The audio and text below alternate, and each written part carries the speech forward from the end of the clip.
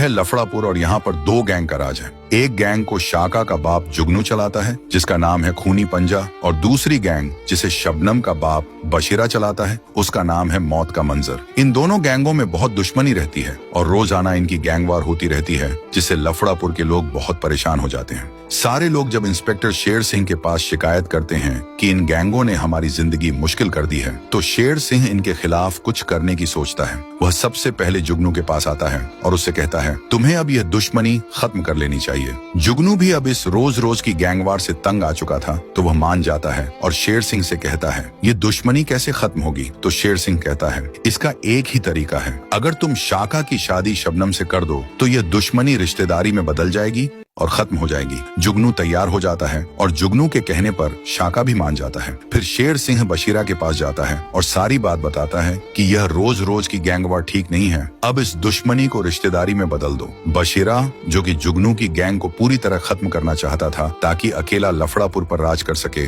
वह शेर सिंह के सामने तो शाका शबनम की शादी के लिए मान जाता है, लेकिन मन ही मन योजना बनाता है। अब हमें मौका मिला है पूरी गैंग को खत्म करने का। जैसे ही वे रिश्ते की बात के लिए आएंगे, सबको मार डालना है। अगले दिन जब शेर सिंह जुगनू और बशीरा को एक जगह बुलाता है, तो जैसे ही जुगनू और शाका वहां पहुंचते हैं, बशीरा के आदमी उन पर हमला कर देते हैं, जिसमें जुगनू बुरी तरह जख्मी हो जाता है। शेर सिंह बशीरा के आदमियों को रोकने की कोशिश करता है। उसी समय शाका जुगनू को लेकर अस्पताल पहुंचता है, लेकिन 2 दिन अस्पताल में रहने के बाद डॉक्टर शाका को बताता है कि जुगनू अब कोमा में चला गया है। इस पर शाका बेहद गुस्से में आ जाता है। अब सवाल यह है, क्या शाका जुगनू का बदला ले पाएगा या नहीं?